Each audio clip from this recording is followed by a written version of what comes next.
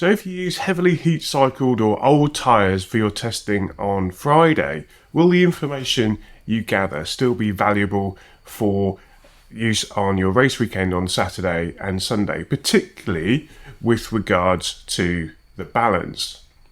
Well, this is a common question that I get and one that I've had recently. So hopefully this explanation will give you some ideas to think that through. In summary, yes, I do believe that the information you gather on the old tyres on Friday is valid, but there are some compromises and some offsets and some considerations to consider, which I personally would recommend you look at and have had some success with. So firstly, any kind of information that you do gather is valuable. The important thing really here is, as I always kind of say to my master your tyres students, is to make sure you're gathering that context and making a good experiment. So no matter what you do on the Friday, you're going to be learning something. And so the idea is to be learning through experiments so that you can then apply it on the Saturday and Sunday. So the difference here between a tyre that's old and new can be significant. So I'm going to take a bit of a stab at guessing what is going to be relevant for in your case. So a couple of things that do change are, as a tyre wears out, the tread depth reduces, and this reduces the amount of heat that the tread can hold.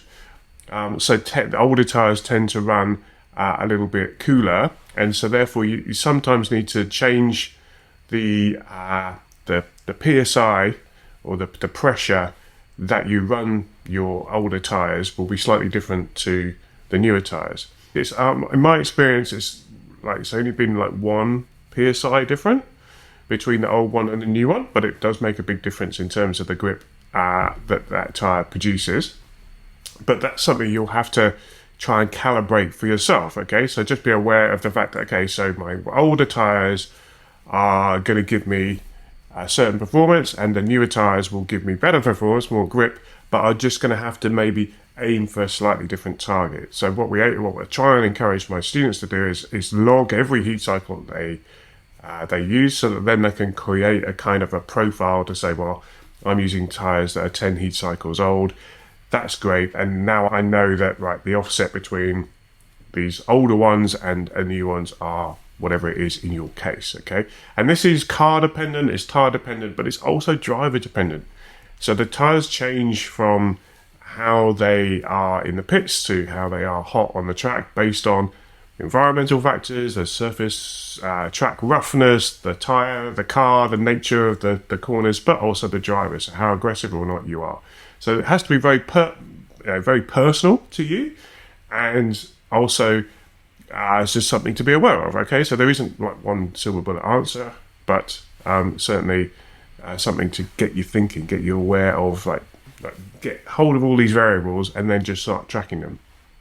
The balance part is quite interesting in its own right, because we use handling balance and we use terms like understeer and oversteer quite liberally in the paddock, but we're not always, we know what we're talking about, but we're not always sure when someone says that, what they're talking about, or we should be worrying about that, in my opinion. So what is it? Because the balance, so let me just sort of break that through in a couple of ways for you. So you've got mid-corner balance, okay? So you're at the middle of the corner, you're not accelerating, you're not decelerating.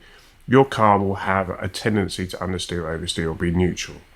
Now that may or may not be consistent through all sorts of different corners. Okay, so it could be that your car has that same tendency in slow speed hairpins as it does in high speed corners. It's unlikely, but that is possible, okay? So the first thing is, like, what's our mid-corner balance that we're aiming for? And that's what you might call that kind of underlying car balance. So maybe that's what you mean. The other thing to consider is you've got the balance on the way into the corner and on the way out of the corner. And these can be different as well, in the same way as like the balance coming in maybe have a tendency to understeer or oversteer, and the balance coming out may have a tendency to understeer and oversteer. Now these have these sort of transition periods of a corner are influenced by the car, they're also influenced by you, the driver. So there's a couple of elements going on these transition parts of the corner, such that you have to just be very clear about what you mean about balance. And in the context of this tyre conversation, it could be that, you know, your new tyres can mask maybe some of these tendencies, you might call it, on the corner entry or the corner exit, because they just have a little bit more grip than you're used to on the older tyres. Okay, so just be very clear about what do you mean by balance. It's not a trick question, it's just be clear. Like, so I'm struggling on turn 3 on the corner entry. Okay, that feels to me like I've got a balance I'm not happy with. So then, you know, you put your new tyres on, it's like, well, how is that improved or changed? Okay, so these are the kind of things to consider when you ask a question like, will my new tyres be better than my old ones, and how will that affect the balance? Well, it's like, what do you mean by balance, and what do you mean by this kind of difference? Okay, so it's kind of a long answer to a simple question, which is so typical in this sport. But the big picture is, yes, I do believe that, you know, whilst other people will say like testing on old tyres is a complete waste of time, I don't agree with that. I believe that testing on old tyres is perfectly valid as long as you're aware of the differences that you can expect. One last point, like if this wasn't complicated enough, is that your tyres are going to heat up and change. So from going out on the pits to being out hot on the track, they're going to go from cold to hot, okay? But not every tyre of the 4 is going to heat up at the same rate. And so the other point of the balance question is, so you've got all this complexity. Is it mid-corner? Is it corner entry, corner exit?